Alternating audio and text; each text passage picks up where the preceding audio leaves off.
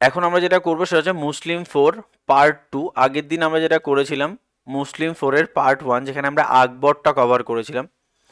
এখন আমাদের আর 3টে সেগমেন্টস পড়ে রয়েছে, 3জন রাজা। সেটা করলে আমাদের পুরো জিনিসটা কভার হয়ে যায়, জাহাঙ্গীর, শাহজাহান আর ঔরঙ্গজেব। আচ্ছা, জাহাঙ্গীরের পয়েন্টে যদি আমরা চলে যাই, তো জাহাঙ্গীরের কথাটার অর্থ কি? জাহাঙ্গীর কথাটার অর্থই হচ্ছে master of the world, Lord of the world.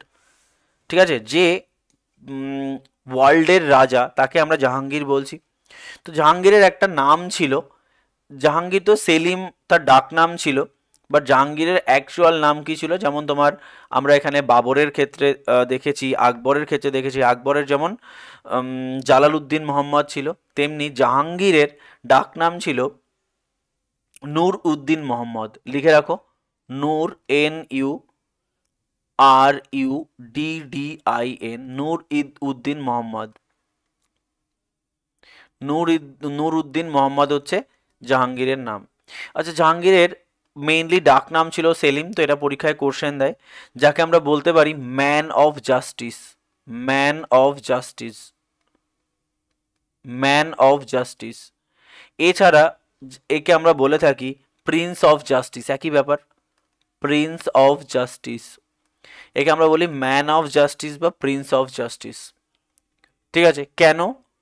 তার কারণ আছে, আমরা পরে পড়বো, দেখবে যে জাস্টিসটাকে তিনি অনেক আপ টু দ্য মার্কে নিয়ে যাওয়ার চেষ্টা করেছেন।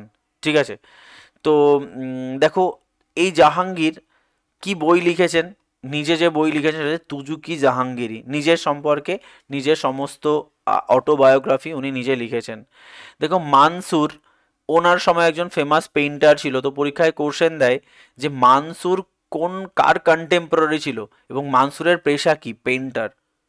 মানে এই সময় মোঘল সাম্রাজ্যে আর্টের চরমতম জায়গায় পৌঁছে দিয়েছিল, মানে ম্যাক্সিমাম পোর্শন পৌঁছে দিয়েছিল কিন্তু এই তোমার মানসুর, বা তুমি জাহাঙ্গীর বলতে পারো। জাহাঙ্গীরের সময় সবচেয়ে বেশি আর্টটা ফ্ল্যারিশ করে। ঠিক আছে, আর এছাড়া তুমি যদি দেখো জাহাঙ্গীরের সময় কোন ফরেনার জাহাঙ্গীরের রাজ্যসভায় এসেছিল, তাদের নামও লিখে রাখতে পারো, William Hawkins. William Hawkins, William Hawkins. তাহলে উইলিয়াম হকিন্স হচ্ছে তার সময় রাজ্যসভা, মানে তার সময় রাজসভাতে আসে। যেমন তুমি বলতে পারো, যেমন স্যার টমাস রো, তিনিও এসেছিলেন। স্যার টমাস রো তার কন্টেম্পোরারি ছিল, স্যার টমাস রো তার কন্টেম্পোরারি ছিল। ক্লিয়ার? আচ্ছা, নেক্সট আমরা চলে যাচ্ছি তোমার, এরপরে আর কোনো দুর্গ ফুর্গ আমরা কিছু পাচ্ছি না, তার সম্পর্কে কিছু ইম্পর্টেন্ট ইনফরমেশন পাচ্ছি। দেখো, তিনি পার্সিয়ান ল্যাঙ্গুয়েজে তার অটোবায়োগ্রাফি লিখেছিলেন, তুজুকি জাহাঙ্গীরি। দেখো, জাহাঙ্গীর কাকে বিয়ে করেছিলেন? তার ওয়াইফের নাম ছিল নূরজাহান, এবং তিনি টোটাল মুঘল সাম্রাজ্যের একজন ফিমেল, যাকে যিনি রাজতন্ত্রটাকে মানে খুব ভেতর থেকে অ্যাকসেপ্ট করেছিলেন। যেমন রাজিয়া সুলতানা হচ্ছে সুলতানি সাম্রাজ্যের একজন ওয়ান অ্যান্ড অনলি ফিমেল, যিনি সুলতানেট ছিলেন। ইনি সুলতান ছিলেন না, ইনি সুলতানের ওয়াইফ হিসাবে সুলতানকে রেগুলেট করেছেন। তো এই দুজনকে আমাদের জানতে হয়। একটা নূরজাহান, যিনি নূরজাহান জুনটা বা নূরজাহান সাইকেল তৈরি করেছিল, একটা নূরজাহান চক্র তৈরি করেছিল একটা। তো আরেকজন হচ্ছে আমার রাজিয়া সুলতানা, যেটা ইলতুৎমিশ সের সময় তার মেয়ে কিন্তু সিংহাসনের ভার নিয়েছিলেন। আর একজন ফিমেলের কথা আমরা পড়ব, তিনি হচ্ছেন মমতাজ, তাজমহল। তিনি ভালোবাসার প্রতীক ছিলেন, তিনি কিন্তু অ্যাডমিনিস্ট্রেশন ব্যাপারে একদমই অজ্ঞ ছিলেন। তাহলে দুজন মহিলা নাম আমরা একজন সুলতানেট পিরিয়ডে পড়ি, তার নাম রাজিয়া সুলতানা, আর একজনের নাম আমরা পড়ি নূরজাহান। দেখো, নূরজাহান তার অ্যাকচুয়াল নাম কি ছিল? মেহেরুন নেসা, যার মেহেরুন নেসা নামটাই হচ্ছে light of the palace. Meherun Nesa কথাটার অর্থই হচ্ছে লাইট অফ দ্য প্যালেস, প্যালেসের আলো। এই নূরজাহান কে কি বলা হয়েছিল? বলা হয়েছে real power behind the throne. মানে এই যে সিংহাসনটা চলছে, অ্যাকচুয়ালি নূরজাহান চালাচ্ছে জাহাঙ্গীরের দ্বারা। এই যে টাইটেলটা এটা দিয়েছিলেন ভিনসেন্ট স্মিথ, আর ভিনসেন্ট স্মিথ অ্যাজ ইউজুয়াল ঐতিহাসিকের মতো নন। ভিনসেন্ট স্মিথের বক্তব্যর অনেক দম আছে। তাহলে ভিনসেন্ট স্মিথ কি বলেছেন? Real power behind the throne. আচ্ছা, নূরজাহান কার ওয়াইফ ছিলেন? শের আফগান, যিনি বর্ধমানের রুলার ছিলেন, তার ওয়াইফ ছিলেন। ঠিক আছে, এই যে শের আফগান, তার রিয়েল নাম ছিল আলী কুলি বেগ। আলী কুলি বেগ বা শের আফগানের ওয়াইফ ছিলেন নূরজাহান। আলটিমেটলি সেখান থেকে কিন্তু জাহাঙ্গীর নূরজাহানকে বিয়ে করেন। সেই সময় তো এটা কোনো ব্যাপারই নয়। ইভেন এখনও অনেক ক্ষেত্রে তো আমরা দেখতেই পাচ্ছি যে আফটার ডিভোর্স খুব ইজিলি বিয়ে হয়ে যাচ্ছে। তো সেই সময় তো এটা আরও ইজি, যে রাজ্যকে হারিয়ে দেবো তার ওয়াইফ আমার, মানে রাজ্যের সঙ্গে সঙ্গে ওয়াইফও আমার। তো সেরকমভাবে কিন্তু এই শের আফগানের ওয়াইফ, এটা পরীক্ষায় অনেকবার কোশ্চেন দেয় যে নূরজাহান প্রথমে কার ওয়াইফ ছিলেন। শের আফগানও আসতে পারে নামটা, আলীকুলি বেগও আসতে পারে, যিনি কিন্তু বর্ধমানের রুলার ছিলেন। আচ্ছা, এই নূরজাহান কি তৈরি করেছিল? নূরজাহান তৈরি করেছিল এটা নূরজাহান জুনটা বা নূরজাহান চক্র। তো লিখে রাখো, নূরজাহান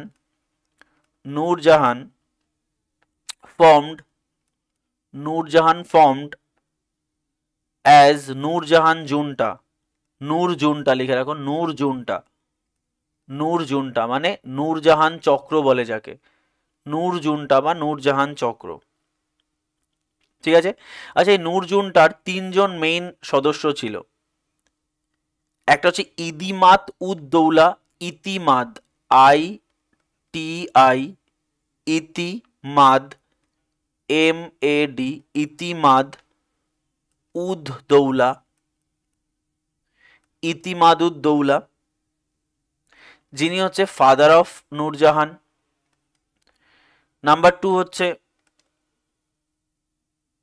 খুররাম, KHURRAM। খুররাম কে ছিলেন? খুররাম অ্যাকচুয়ালি হচ্ছে শাহজাহান। তাহলে খুররাম হচ্ছে তার সন, আর তার ব্রাদার, তার একজন ভাই ছিল এই নূরজাহান চক্রের মেইন, তার নাম হচ্ছে আসিফ খান। এটা হচ্ছে ব্রাদার। এই তিনজন মিলে নূরজাহান চক্রটা চালিয়েছিল, এবং ওই নূরজাহান চক্রের মাধ্যমেই জাহাঙ্গীরকে কন্ট্রোল করা হতো। তার জন্যই ভিনসেন্ট স্মিথ বলেছেন রিয়েল পাওয়ার বিহাইন্ড থর্ন। আচ্ছা, জাহাঙ্গীর কবে মারা যায় এটাও পরীক্ষায় কোশ্চেন দেয়। জাহাঙ্গীর আলটিমেটলি মারা যান 1627। তাহলে 1627 জাহাঙ্গীর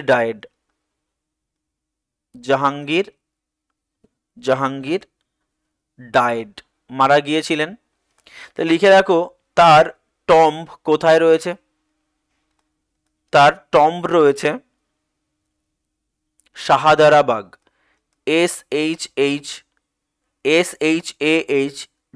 SHAHDARA, শাহাদারাবাগ বা শাহাদারবাগ। কোথায়? লাহোর, পাকিস্তান। তো লিখে রাখতে পারো লাহোর, পাকিস্তান, মানে পাকিস্তানের লাহোরে তার এখন টম্বটা রয়েছে। তাহলে এটা গেল জাহাঙ্গীরের পার্সোনাল ইনফরমেশন। দেখো তিনি কি এস্টাবলিশ করেছিলেন? জাহাঙ্গীর আদিল, বা তাকে আমরা বলতে পারি একটা রয়্যাল জাস্টিস মানে তৈরি করেছিলেন তিনি। সেই জন্য তাকে বলা হতো ম্যান অফ জাস্টিস। কোথায়? আগ্রা ফোর্ট। আগ্রা ফোর্ট কে তৈরি করেন? আগ্রা ফোর্ট তৈরি করেন আকবর। তাহলে আকবরের আগ্রা ফোর্টে উনি কিন্তু জাহাঙ্গীর আদিল কথাটা আসে আদালত। তাহলে জাহাঙ্গীরের আদালত তৈরি করেন, যেখানে উনি অ্যাকচুয়াল জাস্টিস দেওয়ার চেষ্টা করতেন। যিনি দোষী তাকে দোষী বানাতেন, যিনি তোমার অপরাধী বা যিনি নির্দোষ তাকে নির্দোষ দেওয়ার চেষ্টা করতেন, নির্দোষী প্রমাণ করার চেষ্টা করতেন। তাই তাকে বলা হতো ম্যান অফ জাস্টিস বা prince of justice due to জাহাঙ্গীরের আদালত। দেখো বলছে during the rule of Mughal administration, এটা মুঘলদের অ্যাডমিনিস্ট্রেশনটা বেসড অন আর্মি, মানে এই সময় মুঘল অ্যাডমিনিস্ট্রেশনটা পুরোটাই আর্মির ওপরে ডিপেন্ডেন্ট ছিল। মানে অ্যাডমিনিস্ট্রেশন বিভিন্ন আর্ম ফোর্স দ্বারা রেগুলেটেড হতো। তিনি কিন্তু টোবাকো কনজামশন বন্ধ করে দেয়। বহুবার পরীক্ষায় কোশ্চেন দেয় যে কোন রুলার কোর্টে তোমার টোবাকো কনজামশন বন্ধ করে। অ্যান্সার কি হবে? জাহাঙ্গীর। নেক্সট দেখো উইলিয়াম হকিন্স জাহাঙ্গীরের সঙ্গে মিট করতে এসেছিলেন কার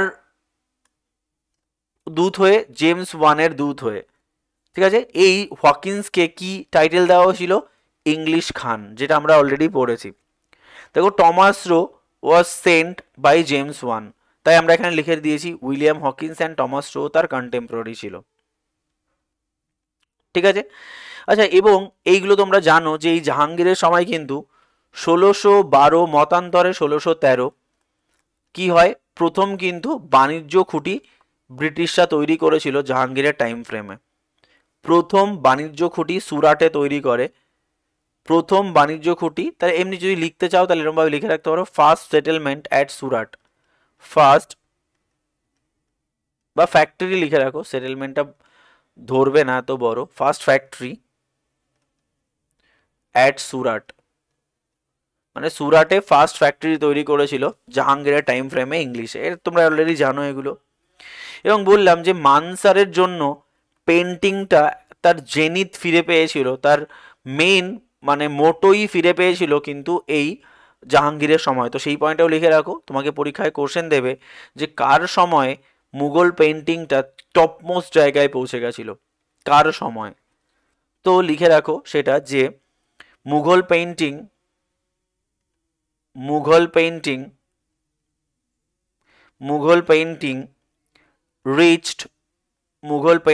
reached its zenith, ZENITH, মানে চরম অবস্থা during the rain of Jahangir. মানে জাহাঙ্গীরের টাইম ফ্রেমে মুঘল পেন্টিংটা টপমোস্ট জায়গায় পৌঁছেছিল। 1620-তে কান্দাহার অ্যানেক্সড করেন জাহাঙ্গীর। এই কান্দাহার নিয়ে বহুত গল্প রয়েছে। তার মানে দেখো এই কিন্তু তোমার কি হলো, কান্দাহার 1612-তে 1620-তে জাহাঙ্গীর কিন্তু কান্দাহার কোথায়? হিমাচল প্রদেশের। তো হিমাচলের কান্দাহার, সরি কান্দাহার না, সরি কাংড়া, কান্দাহার পরেরটা, এটা কান্দাহার নয়, কান্দাহার পরেরটা, কাংড়া কিন্তু অ্যানেক্স করে। তাহলে কাংড়া কি করা হয়েছে? জাহাঙ্গীরের সময় কিন্তু কাংড়া ইন হিমাচল প্রদেশ এটা কিন্তু অ্যানেক্স করা হয়।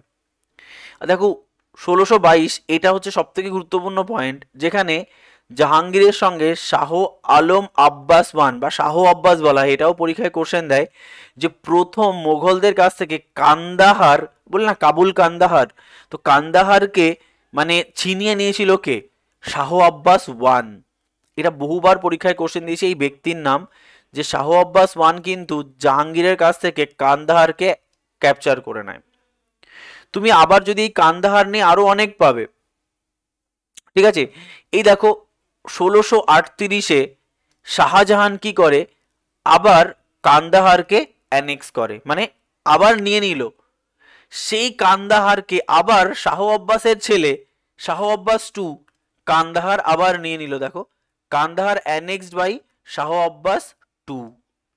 তাহলে কান্দাহার নিয়ে 3টে পয়েন্ট। প্রথমে কান্দাহার জয়ী কেড়ে নিল কে? শাহ আব্বাস ওয়ান। তারপরে আবার শাহজাহান নিয়ে আসলো, আবার শাহজাহানের কাছ থেকে কেড়ে নিল কে? শাহ আব্বাস টু। তো কান্দাহারের পয়েন্টটা আলাদা করে তোমাকে এরকম ভাবে পড়তে হবে। কান্দাহার পরীক্ষায় কোশ্চেন দেয় শাহ আব্বাস 1 and 2। দেখো তার যে ছেলে, তার নাম কি ছিল? খুসরু। এই খুসরু কি করেছিল? গুরু অর্জুন দেবের শরণাপন্ন হয়েছিলেন। তাই খুসরুকে কেন গুরু অর্জুন দেব তার সাগরেদ বানিয়েছিল বা তার আশ্রমে আশ্রয় দিয়েছিল, সেই কারণে তিনি জাহাঙ্গীর তার এগেইনস্টে রিভল্ট ঘোষণা করে। এবং আমরা সবাই জানি যে গুরু অর্জুন দেবকে এই জন্য ফাঁসি দিয়েছিলেন কে? জাহাঙ্গীর। দেখো তাই বলছে fifth Sikh Guru was sentence to death. কেন? তার সন্তানকে বা ছেলেকে আশ্রয় দিয়েছিল, তার সে একটা অপরাধ করে পালিয়ে গেছিল, তো গুরু অর্জুন দেব তাকে তার সিংহাসনে বা তার আশ্রমে আশ্রয় দিয়েছিল। নেক্সট যদি চলে যাই, জাহাঙ্গীর 12 জন জমিনদারকে সেই সময়ে মোটামুটি দমিয়ে রেখেছিল।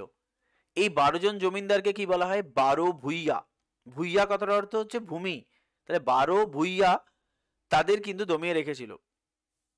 কে তাকে এই ক্ষেত্রে সাহায্য করে, এই নামটাও পরীক্ষায় কোশ্চেন দেয়, সেটা হচ্ছে ইসলাম খান। দেখো, যে হচ্ছে গ্র্যান্ডসন অফ সেলিম চিস্তি। সেলিম চিস্তি হচ্ছে একজন তোমার ভক্তি এবং সুফি মুভমেন্ট যখন পড়বো তখন সেলিম চিস্তির নাম পড়বো। ঠিক আছে, তো দেখো এই ইসলাম খান 12 ভূঁইয়ার মধ্যে সব থেকে পপুলার যে লিডার তার নাম হচ্ছে মুসা। এই মুসাকে হারিয়েছিল। মুসাকে কোথাও সোনারগাঁও, সোনারগাঁও ইজ ইন বাংলাদেশ। ঠিক আছে, যিনি একজন ইম্পর্টেন্ট লিডার অফ 12 ভূঁইয়া। তার মানে এখান থেকে আমাদের কি কি জানার, এখান থেকে জানার হচ্ছে জাহাঙ্গীর 12 ভূঁইয়াকে দমন করেছিল। কে সাহায্য করেছিল? ইসলাম খান। তো ইসলাম খানের সঙ্গে সব থেকে বড় যুদ্ধটা হয়েছিল মুসা খানের সঙ্গে, যিনি one of the best ruler in 12 Bhuiyan. 12 ভূঁইয়ারা মেইনলি বাংলাদেশেই পপুলার ছিল। তো বাংলাদেশের সোনারগাঁওয়ের লিডার হচ্ছেন এই মুসা খান। এটা আমাদের লাগছে, খুব গুরুত্বপূর্ণ পয়েন্ট। আচ্ছা, নেক্সট চলে যাচ্ছি আমরা শাহজাহান, যাকে আমরা কি বলে থাকি? Glitter of the world. Glitter of the world কেন গ্লিটার অফ দ্য ওয়ার্ল্ড? কারণ যার বানানো সৃষ্টি পৃথিবীতে গ্লিট করছে। ঠিক আছে, গ্লিটার অফ দ্য ওয়ার্ল্ড। আচ্ছা, তার ভালো নামটা কি ছিল, মানে তার অ্যাকচুয়াল নাম? যেমন এখানে নুরুদ্দিন মোহাম্মদ, এর নাম কি ছিল? শিয়াবুদ্দিন মোহাম্মদ শাহজাহান। SHAHABUDDIN, শিয়াবুদ্দিন মোহাম্মদ, MD লিখে দিলাম শাহজাহান। শিয়াবুদ্দিন মোহাম্মদ শাহজাহান। দেখো তার তার ডাক নাম কি ছিল? এর ছিল যেমন সেলিম, এর নাম ছিল খুররাম। তাকে বলা হয় প্রিন্স অফ বিল্ডার। কেন? তিনি এত সুন্দর সুন্দর জিনিস, ময়ূর সিংহাসন, তোমার তাজমহল, এত সুন্দর সুন্দর জিনিস তৈরি করেছে, তাই তাকে প্রিন্স অফ বিল্ডার বলা হয়। একে কি বলা হয়? Prince of justice. কেন বলা হয়? জাহাঙ্গীরি আদিলের জন্য। ঠিক আছে, প্রিন্স অফ বিল্ডার, বা একে আমরা বলতে পারি প্রিন্স অফ আর্কিটেকচার, যা খুশি, Prince of architecture, Prince of architecture একই ব্যাপার, তোমরা বুঝতেই পারবে জিনিসটাকে। দেখো তার সময় বহুত পপুলার লোক ভারতে আসেন, বার্নিয়ে অ্যান্ড তেবার্নিয়ে। বহুবার পরীক্ষায় কোশ্চেন দিয়েছে বার্নিয়ে এবং তেবার্নিয়ের অ্যাকচুয়াল পেশা কি। এই বার্নিয়ে অ্যান্ড তেবার্নিয়ে, এই বার্নিয়ে ছিলেন একজন ফিজিশিয়ান। তো তোমাকে পরীক্ষায় কোশ্চেন দেবে কোন জেনারেল ফিজিশিয়ান শাহজাহানের সময় ভারতবর্ষে আসেন? Answer Bernier. ধরে কোশ্চেন দিয়েছে বার্নিয়ের পেশা কি ছিল? ফিজিশিয়ান। সব থেকে বেশিবার কোশ্চেন দিয়েছে এরটা, যেটা তেভার নিয়ে, বার্নিয়ান তেভার নিয়ে। তেভার নিয়ের পেশা কি ছিলেন? ডায়মন্ড মার্চেন্ট, ডায়মন্ড নিয়ে বিজনেস করতেন। ঠিক আছে, তাই দেখো এখানে একটা পরীক্ষায় কোশ্চেন দেয় মানুচি। মানুচি হচ্ছে, মানুচি কি? মানুচি হচ্ছেন সব থেকে ইয়ংগেস্ট ট্রাভেলার যে ভারতে এসেছিলেন। মানুচির বয়স ছিল 19 বছর, সেই সময় ভারতে আসেন। মানুচি ওয়াজ ইয়ংগেস্ট ট্রাভেলার, এজ কত? 19, ইয়াংগেস্ট ট্রাভেলার। আচ্ছা, নেক্সট দেখো পিটার মান্ডি। পিটার মান্ডি একজন বিখ্যাত হিস্টোরিয়ান ছিলেন সেই সময়। পিটার মান্ডির লেখাতে জাহাঙ্গীরের এই সমস্ত তোমার যে বিল্ডিংগুলো বা যে আর্কিটেকচারগুলো পিটার মান্ডির রাইটিংয়ে প্রকাশ পায়। ঠিক আছে, তারপরে ফর্গুসান সেই সময় আর একজন হিস্টোরিয়ান ছিলেন। তিনি কিন্তু এই তার লেখাতেও কিন্তু এই আর্কিটেকচারগুলোকে ফ্লারিশ করা হয়েছিল। দেখো আব্দুল হামিদ লাহোরি বা লাহেরি, যিনি হচ্ছেন কোর্ট হিস্টোরিয়ান। এটা লিখে রাখো, কোর্ট হিস্টোরিয়ান। মানে শাহজাহানের কোর্ট হিস্টোরিয়ান কি? আব্দুল হামিদ লাহোরি। যেটা কি, যেটাকে বলা, যিনি যে বইটা লেখেন সেটা হচ্ছে পাদশাহনামা। কোন ল্যাঙ্গুয়েজে লেখে? লিখে রাখো পার্সি। পার্সি ল্যাঙ্গুয়েজে লেখেন পাদশাহনামা। পরীক্ষায় বহুবার কোশ্চেন দিয়েছে যে পাদশাহনামা কে লিখেছেন? পাদশাহনামা লিখেছেন হচ্ছে তোমার এই আব্দুল হামিদ লাহোরি। ঠিক আছে, খুবই কিন্তু গুরুত্বপূর্ণ পয়েন্ট। আব্দুল হামিদ লাহিরি কে ছিলেন? কোর্ট ফিজিশিয়ান ছিলেন। আচ্ছা দেখো, তিনি রেড ফোর্ট তৈরি করেছিলেন, তার ইম্পর্টেন্ট আর্কিটেকচারের মধ্যে পড়ে। জামা মক্স তৈরি করেছিলেন, তার ইম্পর্টেন্ট আর্কিটেকচারের মধ্যে পড়ে। দেওয়ানি আম, দেওয়ানি খাস, দেওয়ানিয়াম দেওয়ানি খাস মসজিদ তৈরি করেন, পিকক থর্ন তৈরি করেন। কে তৈরি করেন এগুলো আমরা লিখিয়ে দেব, ঠিক আছে। ডিজাইনার অফ পিকক থর্ন লেখা আছে হয়তো, এই যে designer of the peacock throne কে, বেবাদল খান, পরীক্ষায় কোশ্চেন দেয় যে পিকক থর্ন কে ডিজাইন করেছিলেন, বেবাদল খান।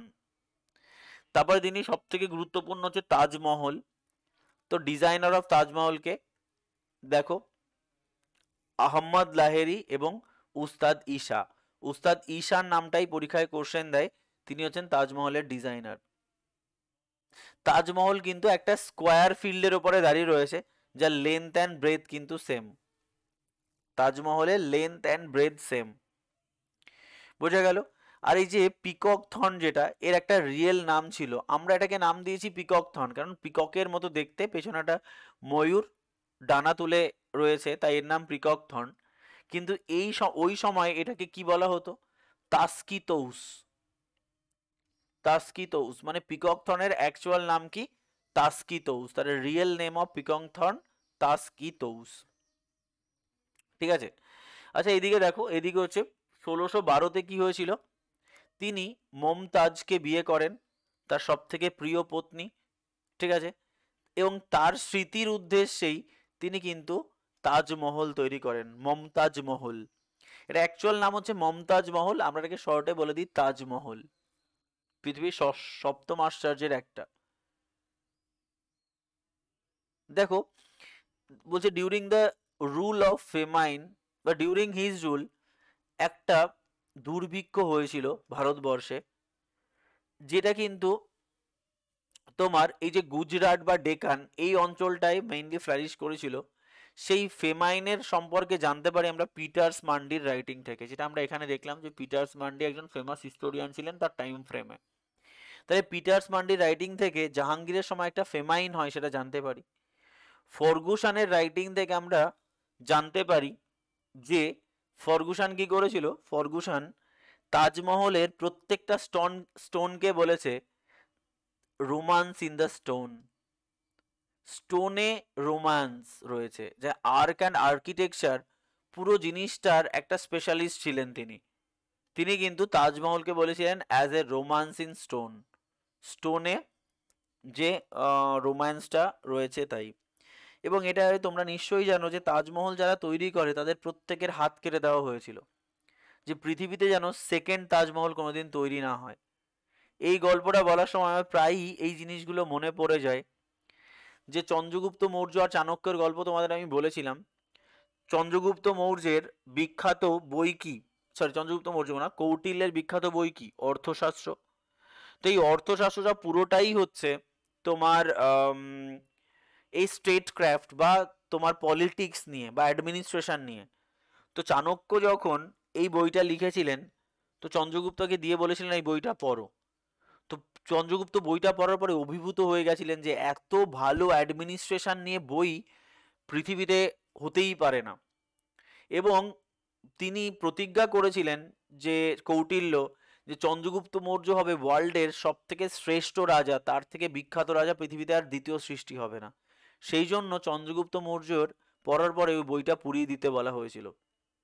তো চন্দ্রগুপ্ত মৌর্য খুব অবাক হয়ে গেছিলেন যে এই বইটা পুড়িয়ে দিলে পৃথিবীতে এই জিনিস ডিলিট হয়ে যাবে, কারণ উনি চাননি তাজমহল যেমন কেটে দেওয়া হয়েছে হাত, তাজমহলে যারা আর্কিটেকচার তাদের।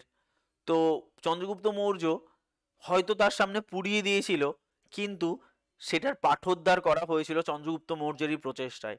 তো আমরা যে অর্থশাস্ত্র পাই সেটা অ্যাকচুয়াল অর্থশাস্ত্র নয়, তা পাঠোদ্ধার করা অর্থশাস্ত্র পাই আমরা, সেরকম ব্যাপার। কারণ কৌটিল্য জানতো নিজের দম যে এই বই পৃথিবীতে আর দ্বিতীয় সৃষ্টি হবে না, ঠিক আছে। সেই জন্য উনি ওই বইটা পুড়িয়ে দিতে বলেছিলেন। এটা একদিক থেকে ভালোও বলতে পারো, একদিক থেকে খারাপও বলতে পারো, ঠিক আছে। তো আমরা এটাকে ভালো সেন্সেই যদি নেই, তো কৌটিল্য জানতো তার পাওয়ার, তার মানে পলিটিক্স, সেই জন্য কৌটিল্য নীতি বলে না, চাণক্য নীতি, কৌটিল্য নীতি নয় চাণক্য নীতি। তুমি যাও ইউটিউবে সার্চ করো চাণক্য নীতি, দেখবে প্রচুর চাণক্য নীতি পেয়ে যাবে, ঠিক আছে। আচ্ছা লেখো ক্যাপিটাল কোথায় ছিল। আচ্ছা ক্যাপিটাল ছিল দিল্লিতে, কিন্তু দিল্লির নাম তখন দিল্লি না রেখে উনি ওনার নিজের নামে চেঞ্জ করেন। তাহলে লেখো capital Delhi, capital Delhi, capital Delhi renamed as শাহজাহানবাদ, SAHAJANABAD, শাহজাহানবাদ। ঠিক আছে, এবং এটা পরীক্ষায় যে কতবার কোশ্চেন দিয়েছে তার কোনো ইয়ত্তা নেই, যে he was the only sultan, he was the only sultan who made Delhi as capital, যে দিল্লিকে ক্যাপিটাল হিসাবে ঘোষণা করেছিলেন এবং প্রথম সুলতান যে দিল্লিকে ক্যাপিটাল বানিয়েছিলেন। আচ্ছা দেখো, এখানে আমরা পুরোটা পড়ে নিয়েছি। তো এখানে একটা গুরুত্বপূর্ণ যুদ্ধ হয়েছিল, যে যুদ্ধটাকে আমরা বলে থাকি ওয়ার অফ সাকসেশন। এনার মৃত্যুর পর বা এনার থাকাকালীন সময়ে যে কার হাতে রাজ্যগুলো যাবে বা কে রাজ্যের অধিকর্তা হবে সেটা নিয়ে একটা যুদ্ধ হয়। সেই যুদ্ধটার নাম হচ্ছে ওয়ার অফ সাকসেশন। সাকসেশন মানে কি? সাকসেসর কারা? যারা পূর্বপুরুষ বা উত্তর পুরুষ তারাই তো সাকসেসর হয়। তাহলে সেখান থেকে নামটা এসছে ওয়ার অফ সাকসেশন, মানে যারা উত্তরসূরি তাদের মধ্যে এর পরে কে রাজা হবে সেটা নিয়ে লড়াই শুরু হলো। এই ওয়ার অফ সাকসেশনে এই শাহজাহানের 4 ছেলে, কে ছিল? শাহজাহানের 4 ছেলে এবং 2 মেয়ে। তো মেয়েরা নিশ্চয়ই রাজা হবে না, 4 ছেলের মধ্যে আলটিমেটলি লড়াই হলো। একজনের নাম হচ্ছে দারা, একজনের নাম হচ্ছে সুজা, একজনের নাম হচ্ছে তোমার ঔরঙ্গজেব। তো বোঝাই যাচ্ছে কে জিতেছে, ঔরঙ্গজেব। আর একজনের নাম হচ্ছে তোমার মুরাদ। তাহলে মুরাদ, ঔরঙ্গজেব, দারা এবং সুজা।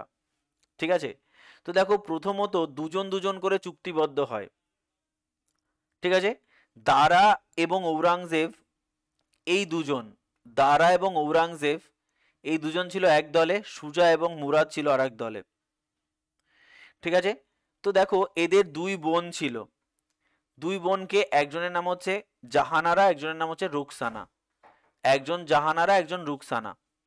তো দেখো বোনদের তো আমরা সবাই ভালোবাসি। তো জাহানারা এবং রুকসানা কি করতো, এই সুজা এবং মুরাদ এই দুজনের কাছ থেকে তার পলিসি গুলো নিয়ে এই দারা এবং ঔরঙ্গজেবকে বলে দিত। মানে আলটিমেটলি জাহানারা এবং তোমার রুকসানা এই দুজন ছিল ঔরঙ্গজেবের সব থেকে প্রিয় বোন। সেই জন্য প্রথমত দারা এবং ঔরঙ্গজেব এক দলে হলো, সুজা এবং মুরাদ অন্য দলে হলো। কি হলো বলো তো এদের মধ্যে? এবার লড়াই হবে। তো লড়াই হওয়ার জন্য জাহানারা এবং রুকসানা খুব গুরুত্বপূর্ণ ভূমিকা পালন করেছিল। এরা এদের সব পলিসিগুলো গিয়ে ঔরঙ্গজেবকে বলে দিত। ফলে আলটিমেটলি যে যুদ্ধটা হলো, সেই প্রথম যুদ্ধটা ব্যাটেল অফ ধর্মাত। এই দেখো ব্যাটেল অফ ধর্মাত, যে যুদ্ধ হয়েছিল 1658-তে। এই 1658-তে যে ব্যাটেল অফ ধর্মাতটা হলো, এই যুদ্ধে তোমার দারা এবং ঔরঙ্গজেব জিতে গেল, সুজা এবং মুরাদ হেরে গেল। তাহলে এরা সিস্টেম থেকে অ্যালুফ হয়ে গেল ব্যাটেল অফ ধর্মাতে। এবার দেখো পরের যে যুদ্ধটা হলো তার সেটা হচ্ছে ব্যাটেল অফ সামুগার। তো বুঝতেই পারছো ঔরঙ্গজেব, এবার দারা এবং ঔরঙ্গজেবের মধ্যে এবার লড়াই হবে, কারণ দুজন জিতে গেছে। এটাই তো আলটিমেটলি লড়াই। তো ঔরঙ্গজেব দারাকে পরাজিত করে দিল ব্যাটেল অফ সামুগারের। তাহলে দেখো আলটিমেটলি এই দুটো যুদ্ধের মাধ্যমে ঔরঙ্গজেব তার সমস্ত ব্রাদার্সদের হারিয়ে দিল। তাই রাজা কে হলেন? ঔরঙ্গজেব। এটা হচ্ছে গল্প মেইনলি, আর কিছুই না। ঠিক আছে, আচ্ছা নেক্সট দেখো, নেক্সট হচ্ছে তোমার, আমরা যদি চলে যাই পরে ঔরঙ্গজেবে। আচ্ছা ঔরঙ্গজেবের যে টাইটেল ছিল সেটা হচ্ছে আলমগীর। উনি কিন্তু 1659-এ আলমগীর টাইটেলটা নিয়েছিল, যাকে বলো তো জিন্দা পীর বা লিভিং সেন্ট। এটা ঔরঙ্গজেবের অহংকার বলতে পারো, যিনি নিজেকে ভগবানের দূত বলে প্রচার করতেন। লিভিং সেন্ট বলছে, মানে বুঝতে পারছো যে আমরাই কিন্তু আমি তোমার তোমার লিভিং, আমি কিন্তু জ্যান্ত ভগবান, এটাই ও বোঝানোর চেষ্টা করতো। মানে এবং খুব স্বৈরাচারী শাসক ছিলেন, তাই বলা হতো কি জিন্দা পীর, মানে জিন্দা মানে কি জ্যান্ত, পীর লিভিং সেন্ট। হ্যাঁ তুমি ঠিকই বলেছো। হ্যাঁ রুকসানা নয়, আমি একটু মিস্টেক করেছি, আমি ভুল করেছি। ওটা হচ্ছে বানানটা হচ্ছে ROSHANA, রহসানা বা রসনা, ঠিক আছে, রুকসানা নয়, যে ওটা আমার মিস্টেক ছিল উচ্চারণে, ওটা ঠিকই বলেছো। বানানটা হচ্ছে রহসানা, ROSHANA, রহসানা, ঠিক আছে। তাহলে এই দুজন হচ্ছে মোটামুটি ওর বোন ছিল, একজন কি জাহানারা, একজন রহসানা। দেখো এটা কি তোমার এখানে কি ঔরঙ্গজেব নিজের অটোবায়োগ্রাফি লিখেছেন, ফতোয়া ই আলমগিরি, এটা কি ছিল ঔরঙ্গজেবের অটোবায়োগ্রাফি, ঠিক আছে। এ ঔরঙ্গজেব একটা নয় দুটো লিখেছেন, রুকুয়াত ই আলমগিরি, দুটোই ঔরঙ্গজেবের অটোবায়োগ্রাফি, নিজের কীর্তিকলাপ নিজেই লিখেছেন। এনার একজন ফেমাস হিস্টোরিয়ান বা তুমি বলতে পারো ফেমাস ওই কন্টেম্পোরারি ছিল মির্জা মোহাম্মদ কাজিম, তিনি লিখেছিলেন ঔরঙ্গজেবের জীবনী। আলমগীর ছিল তার টাইটেল, তো আলমগীর নামা, আলমগীরের সমস্ত কিছু। কাফি খান ছিলেন ফেমাস একজন কোর্ট হিস্টোরিয়ান, তাহলে এর কোর্ট হিস্টোরিয়ান কে ছিলেন আব্দুল হামিদ লাহোরি, আর এর কোর্ট হিস্টোরিয়ান ছিল কাফি খান, সেটা কি মুন্তাকাব উল লুবাব। ইনি যে বইটা লেখেন বহুবার পরীক্ষায় কোশ্চেন দিয়েছে যে মুন্তাকাব উল লুবাব কে লিখেছেন, কাফি খান, কোর্ট হিস্টোরিয়ান, কোর্ট হিস্টোরিয়ান। এছাড়া ঔরঙ্গজেবের আরও কিছু ফেমাস জেনারেল ছিল, কে কে, যেমন জয় সিং, জয় সিং, জয় সিংহ যাকে বলি আমরা। তাহলে ঔরঙ্গজেবের ফেমাস কি, ফেমাস কিছু জেনারেল ছিল, যেমন জয় সিং, দিলির খান, DILIR খান, দিলির খান, মীর জুনটা, শায়েস্তা খান, SAYASTHA, শায়েস্তা খান, এগুলো ছিল তার ফেমাস জেনারেল। আচ্ছা তার বিখ্যাত তোমার বাম, বানানো যে স্তম্ভ সেটাই হচ্ছে বিবিকা মাকবারা। এই বিবিকা মাকবারা কিন্তু খুবই পপুলার একটা তোমার বলতে পারো যে সৌধ, বা হতে তুমি বলতে পারো যে একটা আম, তাজমহলের মতোই একটা আর্কিটেকচার, যাকে বলা হয় তাজমহল অফ ডেকান, যাকে আমরা কি বলে থাকি, বিবিকা মাকবারাকে তাজমহল অফ ডেকান। তো লিখে রাখতে পারো একে, বিবিকা মাকবারাকে আমরা বলে থাকি Taj Mahal of Deccan, Taj Mahal of Deccan, Taj Mahal of Deccan, বিবিকা মাকবারা। আচ্ছা দেখো তিনি কি করেছিলেন, তিনি he forbid the inscription of কলমা, মানে রাজার নাম খোদাই করা, ঠিক আছে, কয়েনের ওপরে তিনি এটাকে বন্ধ করে দেন। কেন? কারণ রাজা হচ্ছে ভগবান, কারণ তিনি অলরেডি বলে দিয়েছেন আমি হচ্ছে জিন্দা পীর, আমি ভগবান।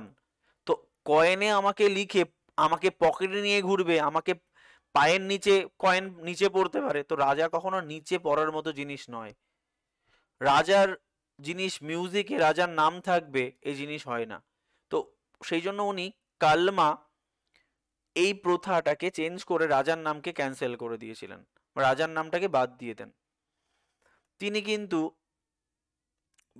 মুসলমানদের দুটো ফেমাস ফেস্টিভ্যাল, নওরোজা ফেস্টিভ্যাল এবং মহররম, এই দুটোকে প্রহিবিট করে দিয়েছিলেন।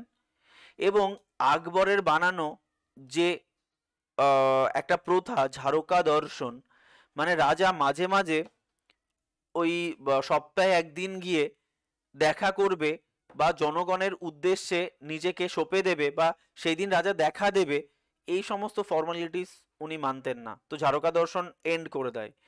ইউজ অফ অ্যালমানাক, বর্ষপঞ্জিকা উনি কি করেন, এন্ড করে দেয়। এবং ওয়েটিং অফ এম্পায়ার, মানে এই যে রাজা, একটা সময় প্রথা ছিল রাজার জন্মদিনে কি করা হবে, রাজাকে ওয়েট করানো হবে। তো রাজার ওয়েট, একদিকে রাজা বসবে, তার সমান স্বর্ণ মুদ্রা বা স্বর্ণ আর একদিকে ওয়েট করানো হবে।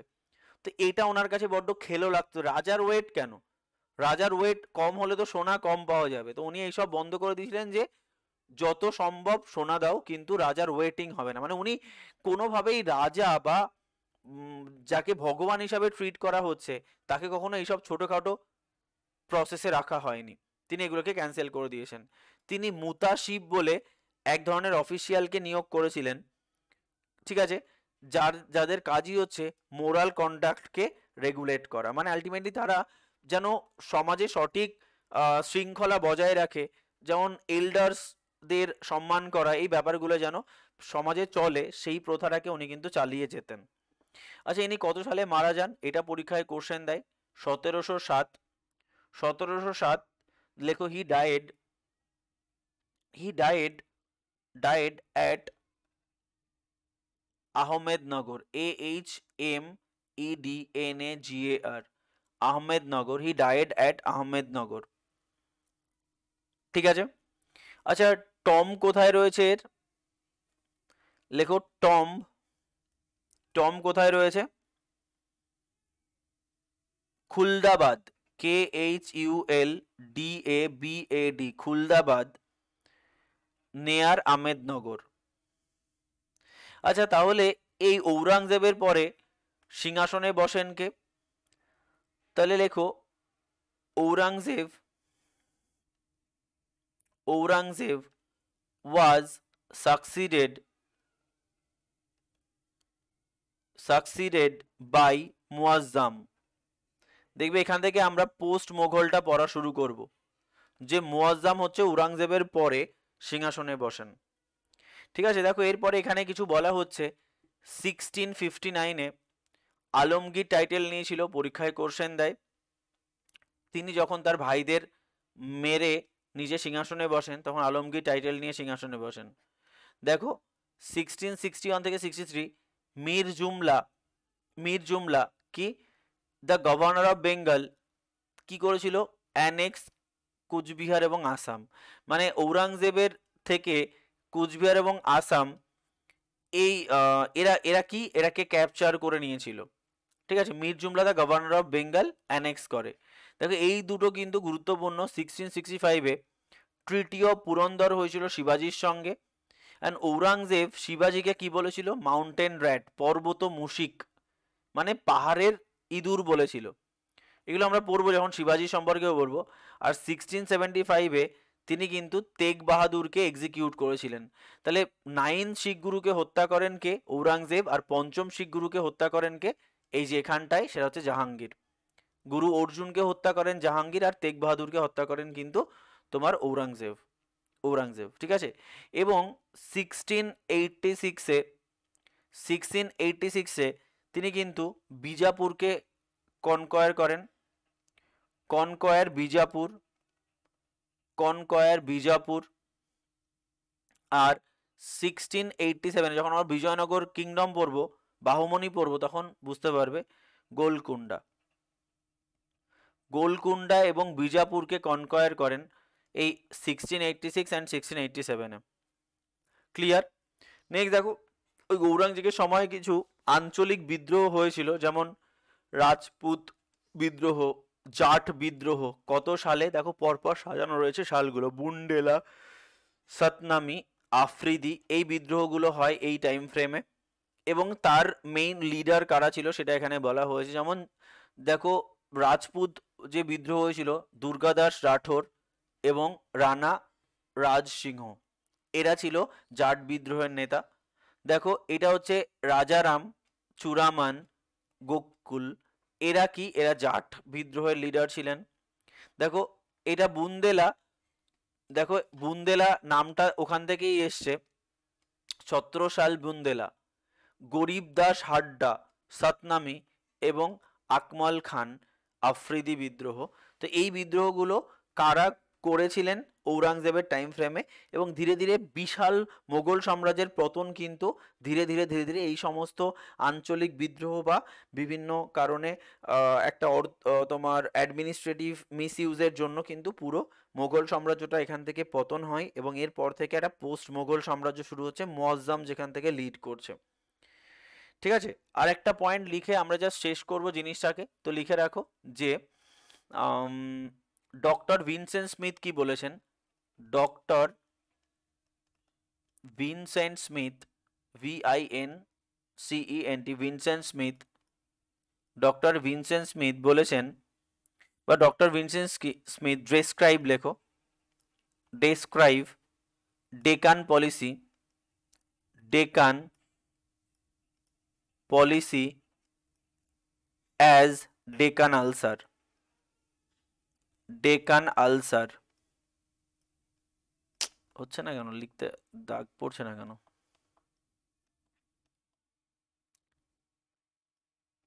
Deccan ulcer, ULCHAR।